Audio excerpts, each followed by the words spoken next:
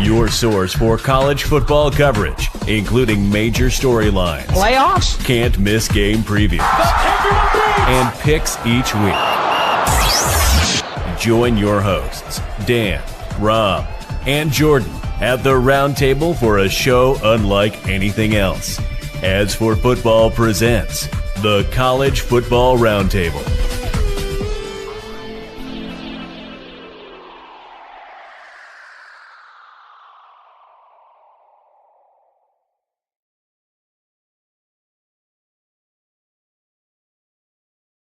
Well, the good news is I have now played the correct intro for the show 2 nights in a row. Did the right one for the Army show last night. Did the right one for this show tonight. So I feel good about myself. Joe, how the hell are you doing today? I would too. I'm good. Missing Rob. I mean, if I went 2 in a row, I would feel good about myself. That's not that's not being facetious, if I can use a fancy word today. But I'm great. You want to talk about Saturday? Or you want to wait for Rob? Well, let's just shoot the breeze here for a minute. Rob is driving across the island of Hawaii right now, doing Army things and thinking Army thoughts. So I am your guest, ring knocker, and I see that he's in the outline. He should be in here shortly. So, so right now we have 1 O and 1 NCO, and of course the O is lost. Anyway, I can see that he's here. He should be here shortly. Tell me what you watched on Saturday while we're waiting for him to log in. I got it started. I had to get my my therapy in after Michigan lost. They don't lose a whole lot of games early on in the season. So when they do, it was nice to see them bounce back against Central Michigan and win by 60. And then the real football got going with Georgia, Tennessee, Clemson, Georgia Tech. That was a great game. Miami laying the statement to South Florida. And then UFC Noche was an unbelievable card. So I did it all on Saturday as far as sports. You hit a big parlay, yeah? Yes, I hit 2. Wow, that's good. Thank God for Haynes King. I'd buy that kid a beer if he was legal and I met him anywhere.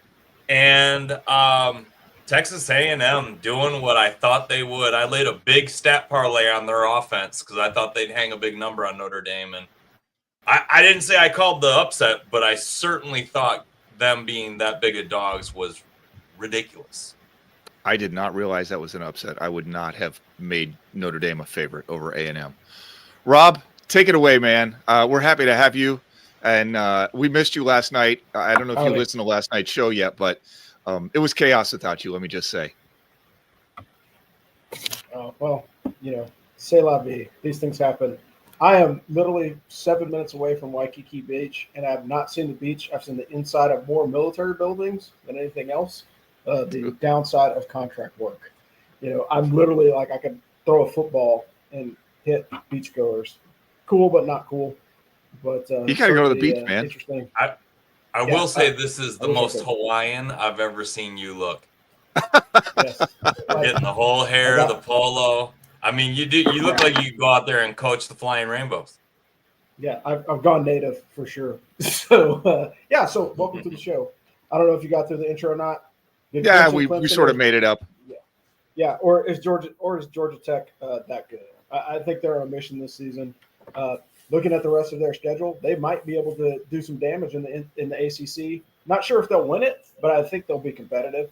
We watched the Dogs need extra innings to take down the Vols, and Miami sent a message to the ACC after dealing UCF their first loss of the season.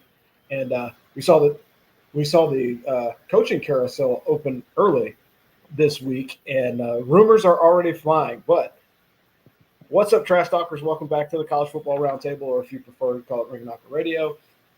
I'm your host, Rob. I am no longer in Fayetteville, North Carolina. I am actually in Waikiki, Hawaii. Long story, I'll tell you later. We got Dano Ikebesa in coastal Connecticut and Trigger Joe calling from the home of the Big House. You guys already talked about what you guys were doing. Talked about your football, I think, is everything else that you guys watched. I watched a bunch of games this weekend. Man, hardcore. And it's a lot easier to watch football when Army's not playing because it's a little bit less stressful, I think. Yeah. I feel that way when Michigan's not playing. Yeah.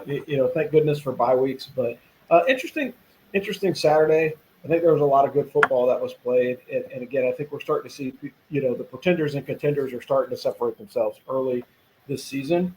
Yep. I think, I saw a meme over the weekend that made me chuckle. It was like a sign that says "Road to the National Playoffs," and then there's an exit sign, Clemson exit here. And so I think we've got some teams that were in contention last year that have kind of lost their place. But speaking of losing your place or finding a new one, we have the realtor for you. So if you listen to this show at all, we have a realtor that is sponsoring us, and her name is Jocelyn Bradley. If you're PCSing to the Fort Bragg area, we have the realtor for you. Jocelyn is a veteran who spent her military career in logistics there. She discovered her passion for making a difference in people's lives. She's committed to helping her clients find their dream homes when they're in the market. She will provide exceptional service when she's working for you. Jocelyn has an extensive network of veteran realtors who can support you if you're relocating somewhere else in the country. So if you're in the market for a home, she should be your first call. Jocelyn's decided to support us at Ask for Football, and she is the right person to get you into the home of your dreams. If you're not moving specifically at Bragg, you still need a realtor you can trust, and Jocelyn does make recommendations. It won't cost you anything. Just reach out to her, let her put you in touch with somebody with actual integrity and can help you move into a home.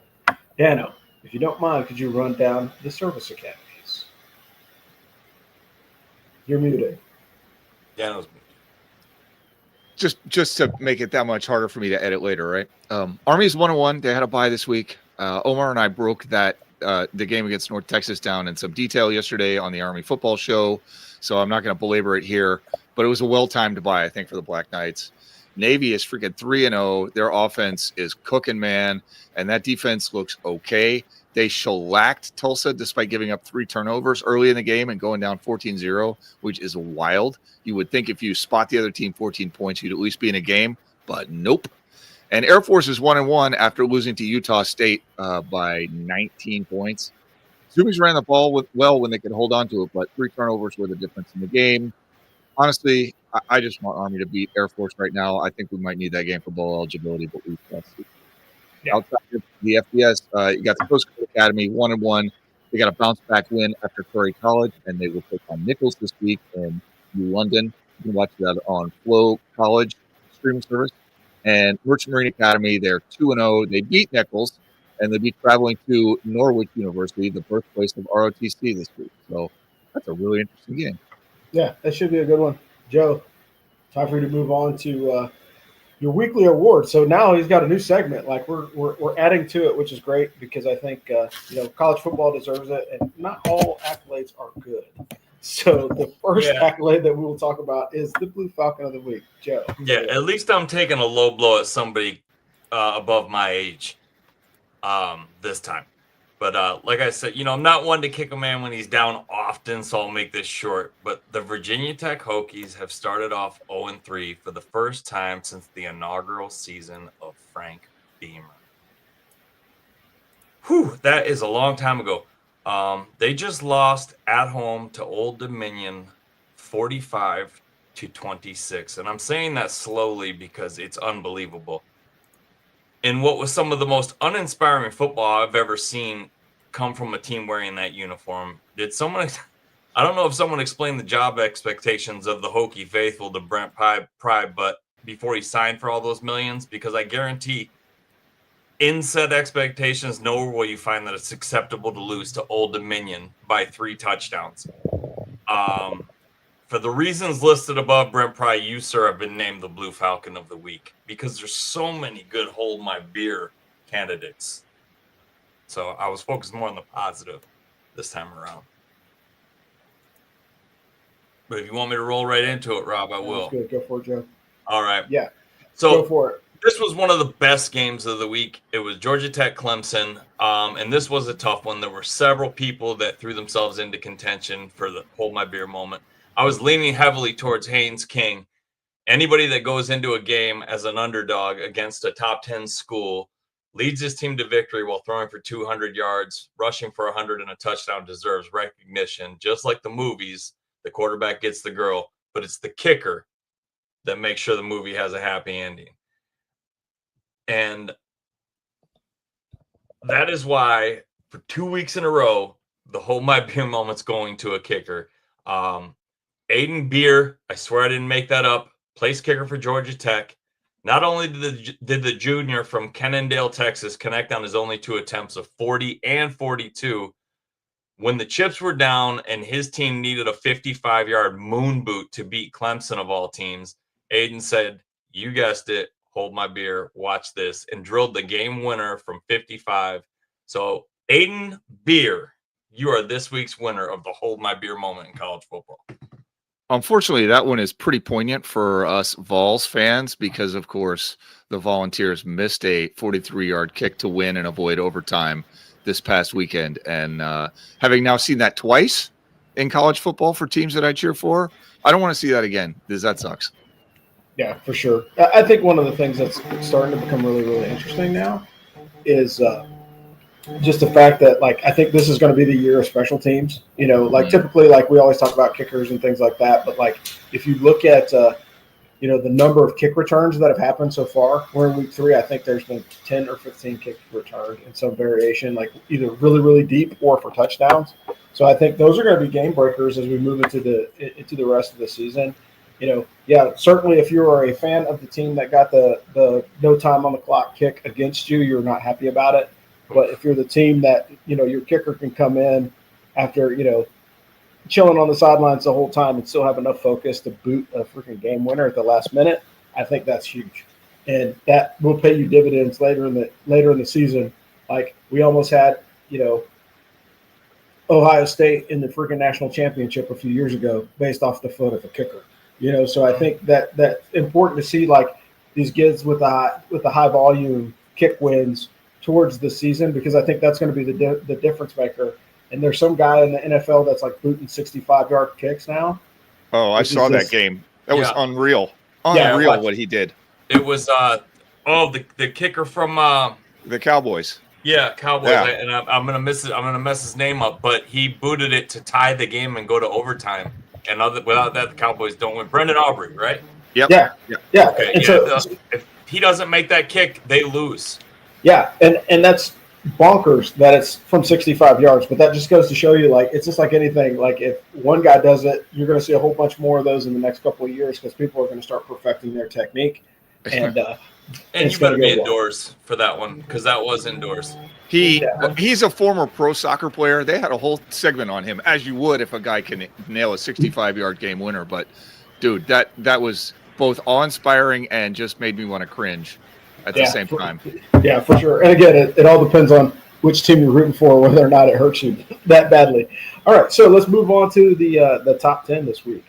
Joe, what you got? All right. Number 1 is the Ohio State Buckeyes. No change there. They stay firmly planted at the number 1 spot after a tricky first half with the Ohio Bobcats. The Buckeyes are just too strong and pulled away in the end, though, 37-9. Ohio State is off this Saturday and travels to Washington on the 27th. At number 2, we got the Penn State Nittany Lions. No change for them either, as they squashed Villanova 52-6 to stay in the number 2 slot. James Franklin may just have the stars align for him this year, as they are off this week before they have to travel to play Oregon on the 27th. Now, I may have that wrong, but it doesn't matter. They got Oregon, and they've played nobody. I wanted to see them tested, and they certainly will be that day. At number 3, LSU, no change. The Tigers stay at the 3 spot after handling Florida in a strong in-conference win, 20-10. LSU has Sela, Southeastern Louisiana, coming to town this Saturday, and there is no line on that game. Up 1 spot is the Miami Hurricanes. They just keep climbing the rankings, and they're at 4 now, as they sent a message to USF that read, "You're just not ready for us yet." Hurricanes 49-12 roll, and they have the opportunity to make another statement as the Florida Gators are coming to town. Miami is a 7.5-point favorite, but none of us called that line at the beginning of the year. Mm-hmm. I was thinking that'd be a pick 'em going in, or Florida be favored by a field goal. At number 5, we got Georgia, and I'm sorry I got to do this breakdown, Dano, but they're up a spot after they went to Rocky Top and won in a thriller, 44-41 against Tennessee in the game of the week. I know that one was a heartbreaker for the Tennessee faithful, but Gunnar Stockton really surprised me. Georgia is off on Saturday and have to travel to Alabama on the 27th. So that running game is legit. Once they got it going, it was really impressive. Yeah, and when they can option Stockton off of it, it gets really tricky to defend. And then you got Oregon at 6. They go down 2 spots after winning 34-14 at Northwestern. Normally that would be enough to secure your spot, but when But the way Miami and Georgia looked, I'm comfortable with Oregon at 6. Light work coming into town Saturday is the winless Oregon State Beavers come in as 34.5-point dogs. At number 7, we got the Florida State Seminoles up 3 spots. The Seminoles get the idle luck of the week as they jump up 3 and didn't even play anybody.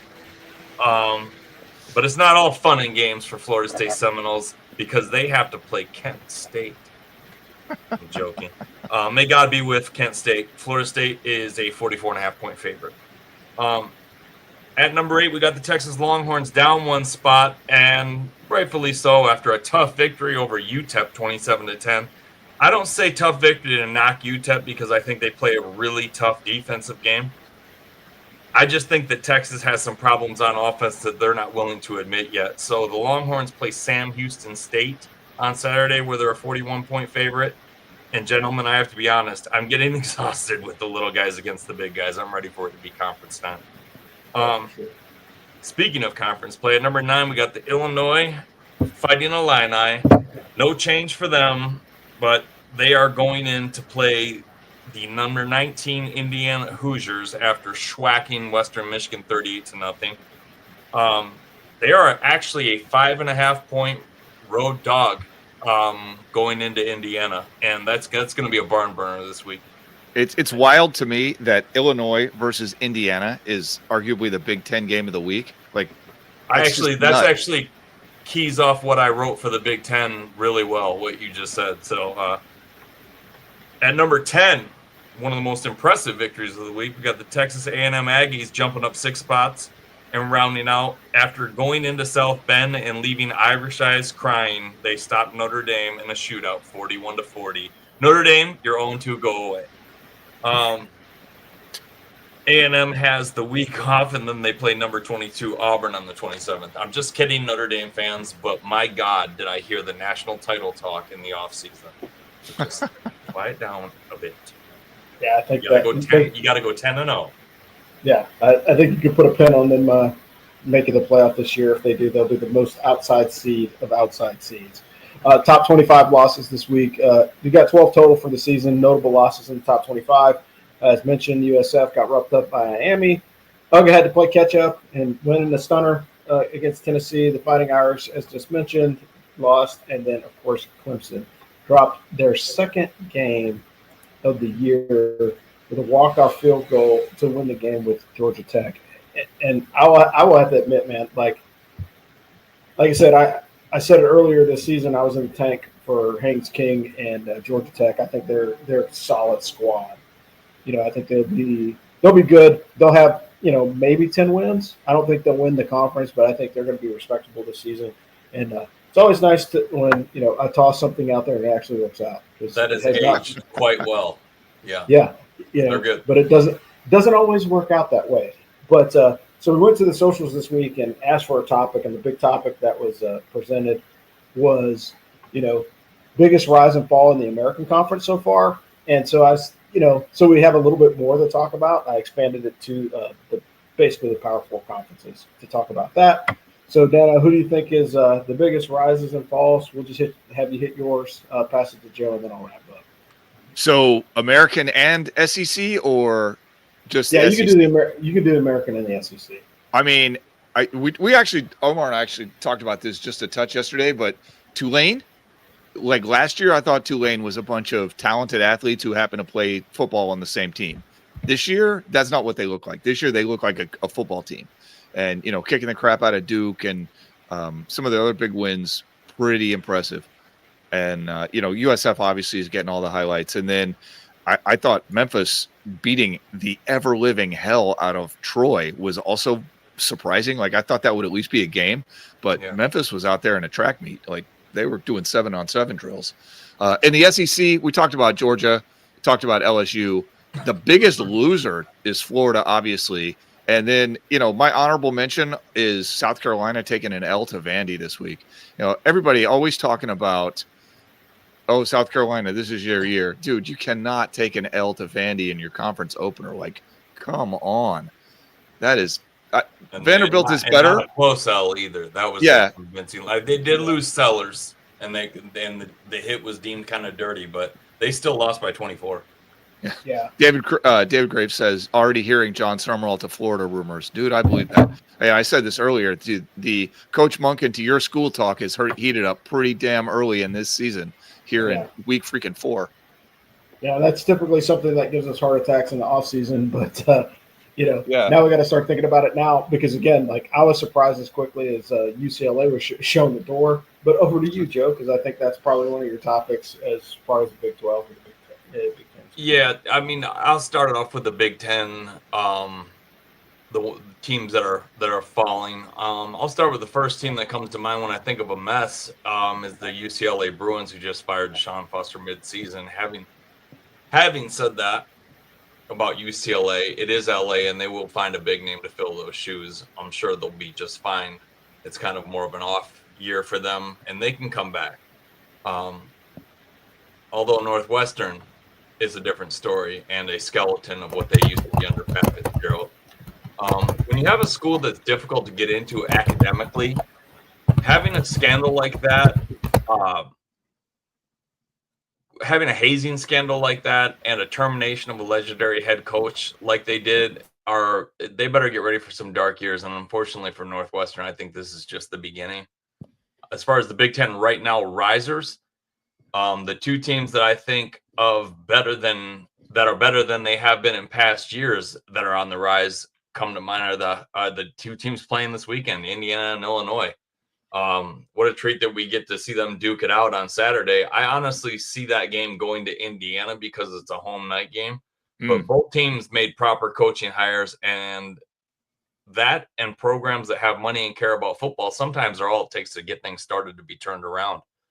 Brett Bielema and Kurt Signetti may not be my two favorite coaches, but they certainly were the right men for the job at Illinois and Indiana because they have those programs cooking.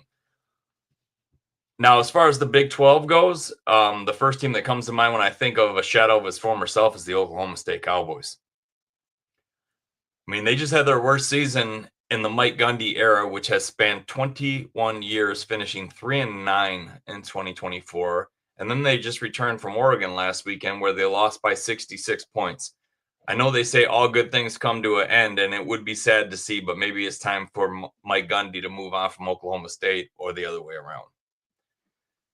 Now, as far as risers in the Big 12, this was a tough one because they're off to a pretty good start as a whole collectively, the conferences.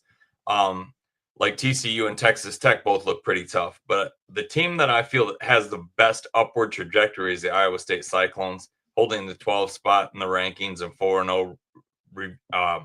4-0. The Cyclones have it cooking again and are currently in this early stage in the season in first place in the Big 12. So I think getting off that 4-0 start, going across the pond, beating Kansas State, and then, they win the games that they're supposed to win.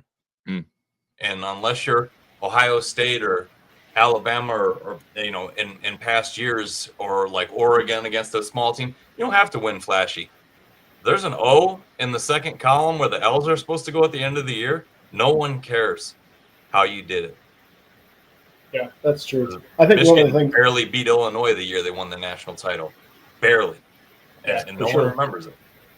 Yeah, I think the other part of it is like when you look at the landscape of college football, I think, the playoff kind of illustrated to, the college football community that if you're a one-loss team, potentially a two-loss team, you can make the playoff. And Ohio State basically represented both of those kind of flip-flops in the college football landscape. So like when we got away from the computers picking wins and losses and strength of schedule and it turned into play on the field, I would say that there are some teams that are going to be dangerous after the month of October. And typically those are, Ohio State and Bama. But moving on to the ACC and talking about teams that are falling off, 100% it's Clemson because like preseason talk is like Clemson's going to run the table. They're going to destroy everybody. We got it. It's like this is Dabo's year. He's going to win for the Heisman. Yeah, yeah. There was so much talk about them being the world beater that nobody anticipated them being this season, and it's just not working out. So that one's pretty straightforward. Again, I'm gonna stay with the home team of Georgia Tech, and I think the Ramblin' Wreck is going to be outstanding this year. I think they're going to do pretty well. I think they'll be the one that's the most surprising. Again, I don't think they'll win the conference, but I think they'll put it. They'll put together a respectable enough season that people will appreciate it. But the bottom line is, it's college football. We're used to seeing consistency in programs, and I think one of the things that the transfer portal has done, it's kind of eliminated that, salted it down quite a bit, because teams that used to be able to recruit high-value talent all the time used to be able to maintain that high-value talent. And now, if I'm a four-star athlete that's, the backup free safety at Alabama and things ain't working out, I have options. So I'm not locked into that. And so I think that's why you're starting to see some of the parity. And I think the funniest meme that I've seen this season, other than the one about Clemson, is in the ACC. And their loss, Duke's lost to Tulane. You spend $5 million to get freaking Tulane's quarterback to come to your school, and then you get waxed on national. Rather ironic. Yeah, and then you get waxed on national television. So I think it's part of college football now. It sucks because by the time you hang your jersey up at the end of the season, that guy could change teams. Who knows? But hopefully they'll get that worked out. But speaking about working things out, we have somebody that can help you work out a new mortgage for your home. Dana, did you go through that too? Friends, if you have listened to this show, you know that Craig Oxane sponsors us. Craig is a member of the West Point class of 1994. He is a professional mortgage broker, works as an area sales rep for the Money Store. He is licensed to lend in all 50 states, even though he's based out of Chicago. He is one of the most successful VA lenders in the country. Craig is going to offer super competitive rates, give you the best deal he possibly can. And guys, the mortgage process is so confusing. Like, if you've never bought a house, you go in and you see this place like a handful of times, and then you lay down basically 3 or 4 years worth of salary on a place that you've spent a couple of hours in. And it is scary as anything, right? And you sign 2 inches of paperwork. And I'm telling you, you want somebody who's on your side, not some call center, not some random big box bank, not like get a mortgage from China, not I'm the smartest guy in the room and I work in Wall Street. You want a West Point graduate who's on your side. And this is how the West Point Network functions, right? Craig is helping us stay in business here at Us for Football. We're trying to introduce you to the man that you need to meet when you're doing your mortgage.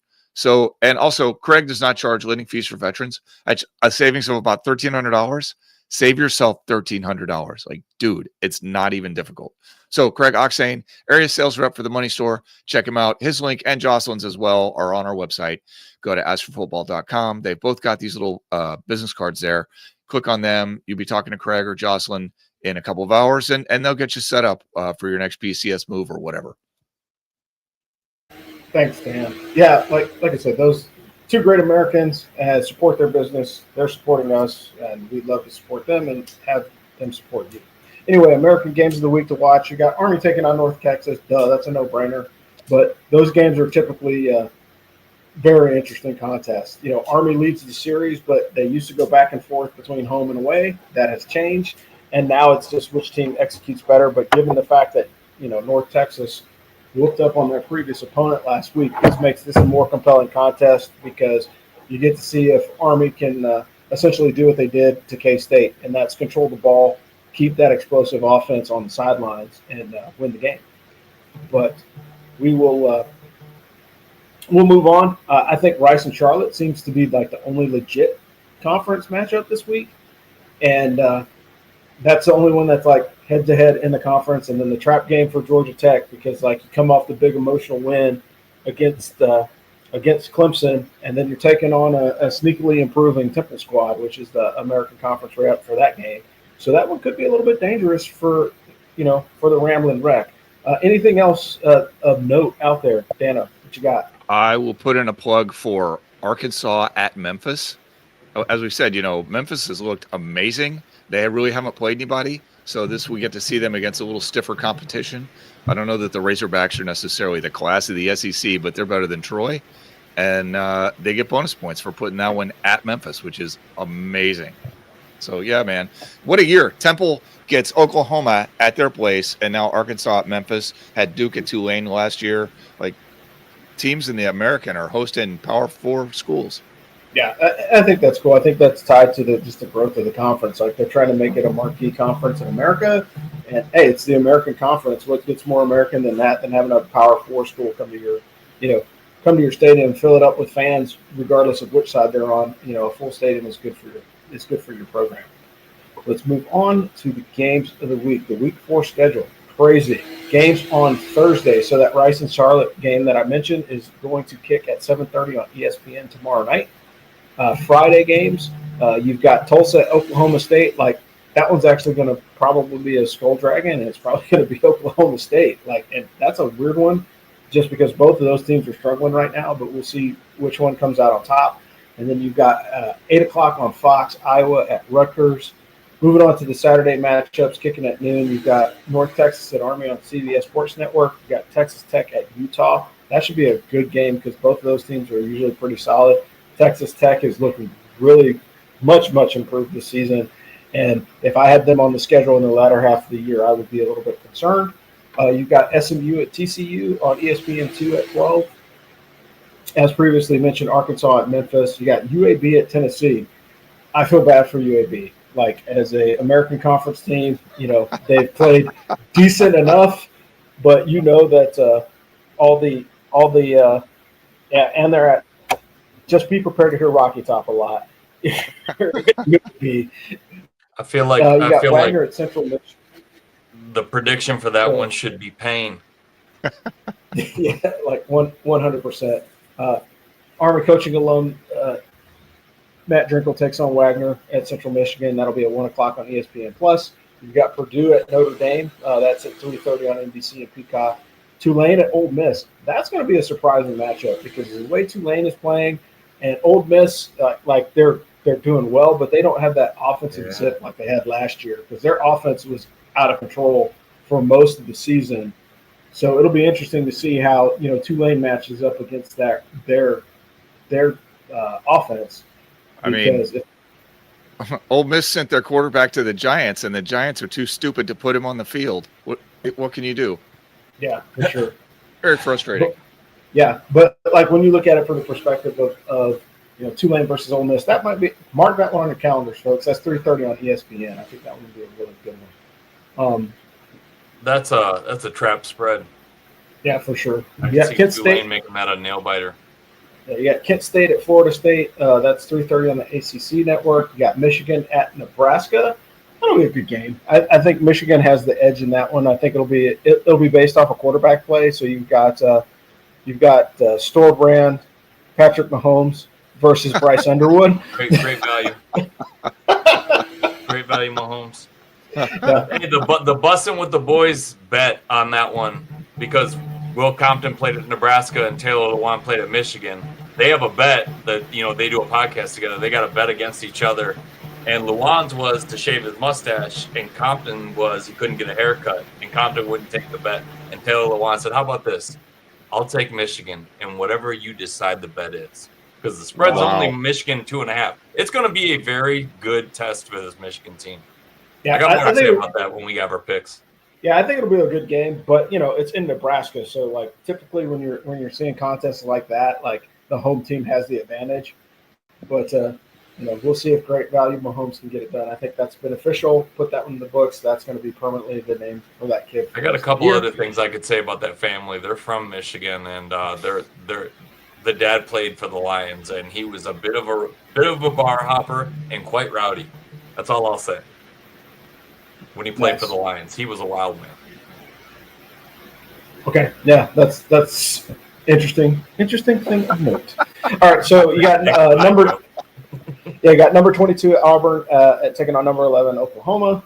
Scrolling down, Temple at Georgia Tech, we think is a trap game. That's on the CW though, so it's not on your typical programming channels. So make sure that you mark that one in your notebook. Boise State at Air Force. That might be a compelling matchup for someone. I'm just not sure who. I think Air Force for fans of Boise State. Yeah, well, yeah, for sure. Like that, I think that was going to be an embarrassment at home. Sorry, Air Force, you're probably going to get taken to the cleaners on that one.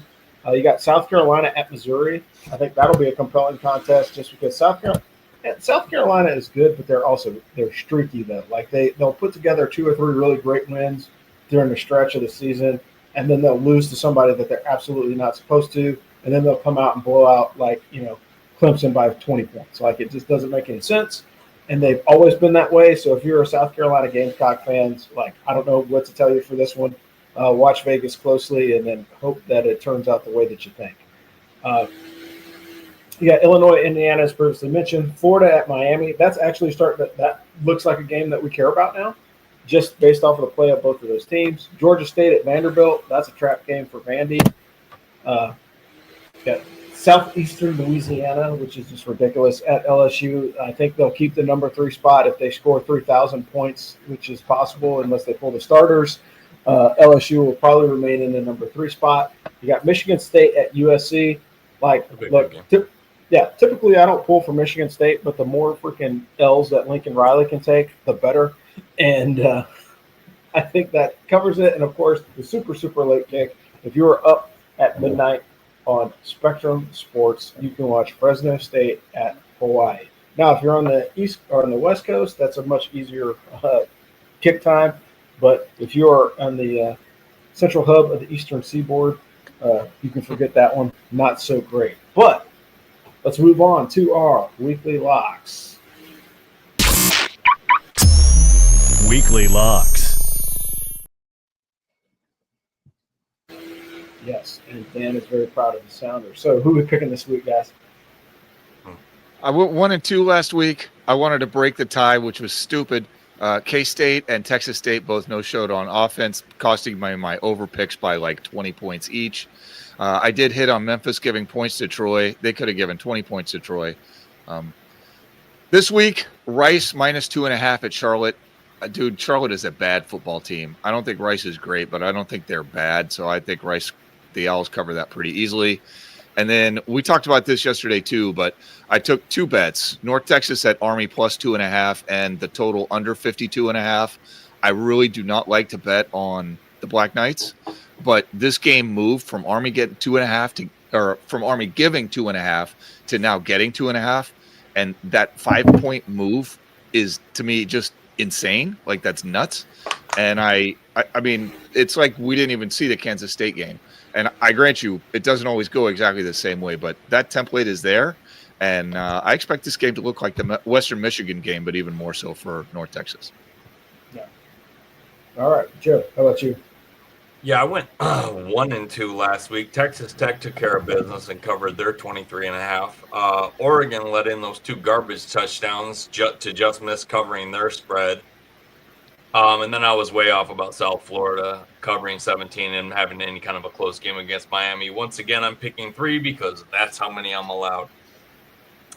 Number 1 is real simple. NC State plus 3.5 going into Duke. This one just screams take it. The Wolfpack are undefeated, and I just don't trust Duke after seeing them fall to Tulane and get blown out by Illinois at home. This team just does not scare me when they have the home field advantage, and NC State is undefeated. Give me the Wolfpack plus 3.5. Number 2, I think we got a double up here. Me and Colonel Rob. I read Syracuse plus 17.5 and jumped all over it because that's 2 touchdowns and a field goal. They can lose by at Clemson. I think you have them at 16.5. I read what the line was when I picked them. Another one that isn't cute or creative. The Syracuse team was able to score 26 on Tennessee. I firmly believe that they can do that. If they can do it to Tennessee, then they can do it to Clemson, and I just don't think Clemson will score that many points to cover. I'll take the Orange plus 17.5. Then pick number 3 is Michigan, minus 2.5 at Nebraska. And it's kind of a heart and a head pick. Nebraska has played Cincinnati and nothing much else, unless you count Holy Cross as real competition. Coming out of the Oklahoma loss, Michigan could have been flat without their coach facing CMU. Instead, they won by 60. I think they're getting ready to bully Nebraska like they usually do. Give me the Wolverines minus 2.5. I think they win 31-24. Awesome. And that's it for me. Yeah. So, I always tell you every year the Ducks always let me down. They let me down way earlier this season because I had a six-way parlay, and if they would have not let that score hit in garbage time, I would have won like $300. Not happy about that at all. So sorry, you took it like a man. I tell you, I've seen guys take beats like that and cry for about 6 hours before. Grown-ups too. Yeah. Well, I mean, yeah. It's about winning and losing. Like sometimes it's about how you play the game, but like, yeah, I was not so happy with that. It was I a hoping for good play. Yeah, I mean, it made sense. Like that's the only reason why I took it, because it made sense. But don't put your trust in Oregon. That's for everyone. I was hoping for a garbage time score at Wisconsin. Alabama looks as good as they did by dropping them by 24. Dano, plug your ears, or kids, plug your ears, because Dano's going to scream. UConn and Delaware was a track meet, ended up scoring 85 points. I thought it was going to be a much closer game than that, low scoring, which is unbelievable. So this week I'm entering I'm entering feast or famine territory. So this week, take the over a 54.5 between West Virginia and Kansas. That seems like easy money because the Jayhawks have averaged around 40 points in 3 games. West Virginia can score in the first half.